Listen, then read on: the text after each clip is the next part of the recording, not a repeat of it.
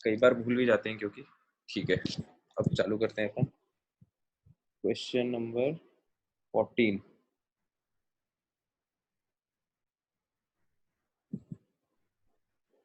तो इसका सोल्यूशन देखते हैं। देखो, अ sample of ethane has the same मास। तो इथेन का पहले तो हमको स्ट्रक्चर पता होना चाहिए ना। 10th में हम पढ़ते हैं जनरली मीथेन, इथेन, प्रोपेन, तो जनरली पता होता है हमें ना। इथेन का स्ट्रक्चर होगा C2H6, इथ मतलब 2 कार्बन। ठीक है, has the same mass as 10 million molecules of methane. तो देखो, दो दो सैंपल की बात कर रहे हैं, एक तो इथेन का सैंपल और दूसरा मीथेन का सैंपल। तो एक तो सैंपल होगा इथेन का,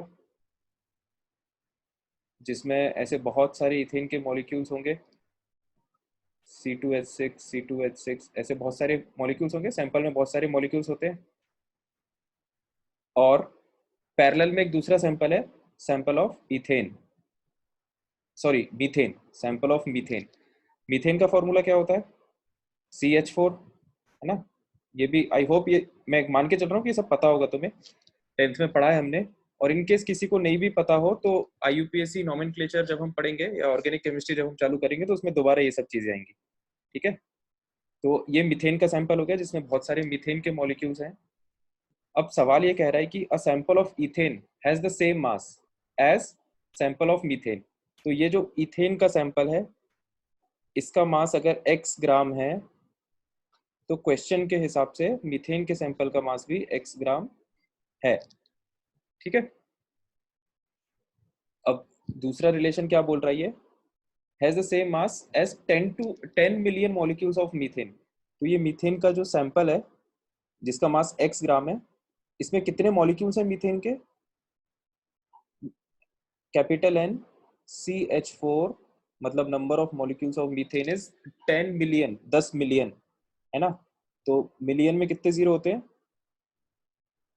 10⁶।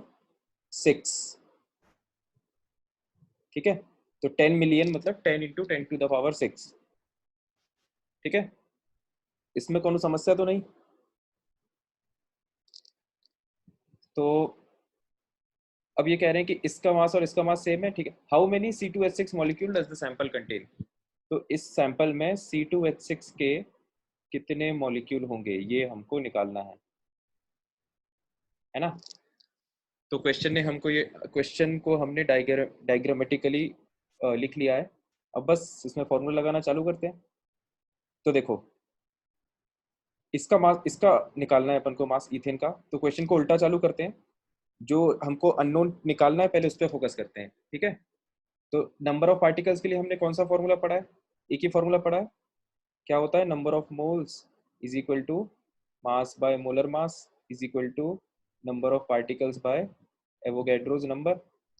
ठीक है, ये फॉर्मूला अप्लाई करेंगे। तो अभी हम ये फॉर्मूला किस पे अप्लाई करते हैं? ये फॉर्मूला अभी हम अप्लाई करते हैं इथेन के सैंपल पे, है ना, C2H6।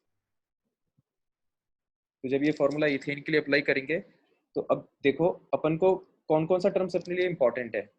एक तो ये इंपॉर्टेंट है कैपिटल N, क्योंकि ये अननोन है ना। तो ये चीज हमको फाइंड आउट करनी है। और दिया क्या है हमको? मास दिया हुआ है x ग्राम। तो ये वाला टर्म हमको पता है, मास। तो बेसिकली इक्वेशन का कितना पार्ट यूज में आएगा या कितना पार्ट इंपॉर्टेंट है? केवल इतना। ठीक है, मोल्स की तो हम बात यहाँ पे करेंगे नहीं क्योंकि उसकी जरूरत नहीं है ना। तो देखो, अब यहाँ पर वैल्यूज डाल दो। तो हाँ, तो स्मॉल एम की वैल्यू कितनी है? मास इथेन का दिया हुआ है x डिवाइडेड बाय इथेन का मोलर मास। तो इथेन का मोलर मास कितना हो जाएगा? इथेन का मोलर मास कैसे निकालेंगे? देखो, मैं यहाँ पे निकाल देता हूँ बाजू में, मोलर मास ऑफ इथेन। तो 2 कार्बन एटम, तो 12×2 = 24 प्लस 6 हाइड्रोजन का मास, है ना। तो टोटल हो जाएगा 30 ग्राम, राइट।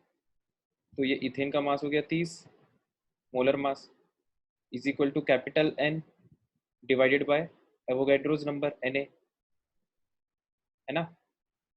और ये है, ये अपने लिए अननोन है यहाँ पर, ये अपने लिए अननोन है। एक मिनट,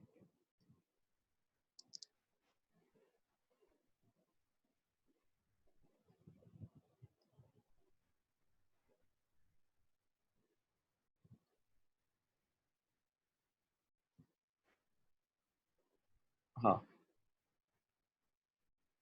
तो ये चीज अपने लिए अननोन है, ठीक है, कैपिटल एन इथेन का। अब देखो ये चीज निकालने के लिए हमको क्या पता है, Na तो पता है, हमको किसी तरह से x निकालना पड़ेगा, तो जैसे ही x निकालेंगे ये टर्म आ जाएगा। तो अब x हम कहाँ से निकालेंगे, उसके लिए हम क्वेश्चन के सेकंड पार्ट में मूव करते हैं, जो मीथेन का सैंपल हमें दिया है ना।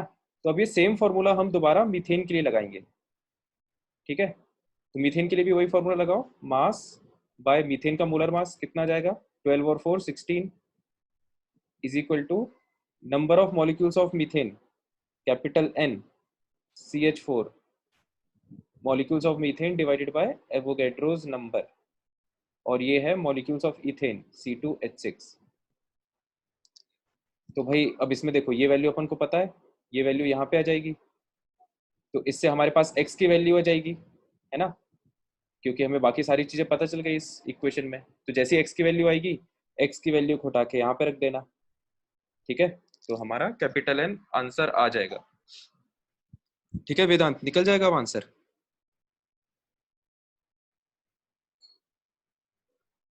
क्वेश्चन समझ में आ गया लॉजिकली, और कोई और कुछ डाउट तो नहीं है, या कुछ एक्सप्लेनेशन की और रिक्वायरमेंट हो तो बताओ।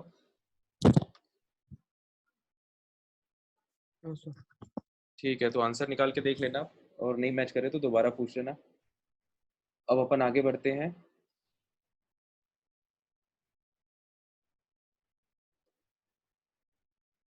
ये रही तुम्हारे सामने PDF।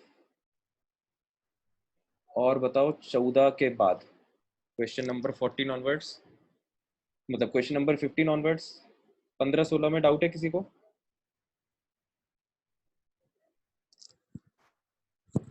15 और 16 में डाउट है क्या? नहीं है? नो ठीक है, सर। ठीक है, अपन 17 पे आते हैं। क्वेश्चन नंबर 17 देखो, कैलकुलेट द, क्वेश्चन नंबर 17 है फ्रॉम 200 ग्राम,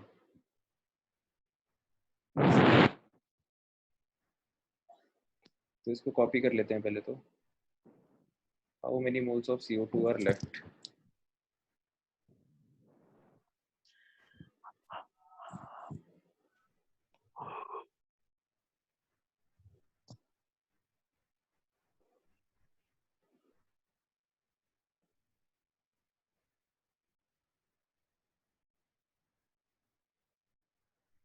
ये रहा अपना क्वेश्चन नंबर 17, है ना। क्वेश्चन 17,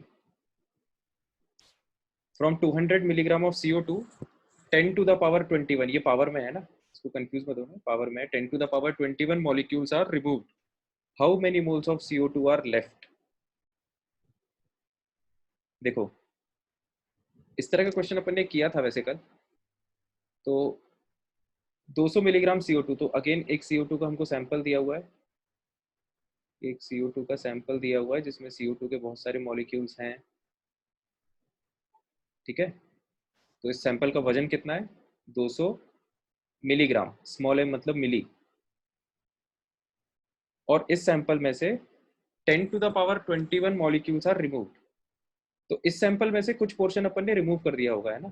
तो भाई अपन मान लेते हैं कि जैसे इतना पोर्शन अपन ने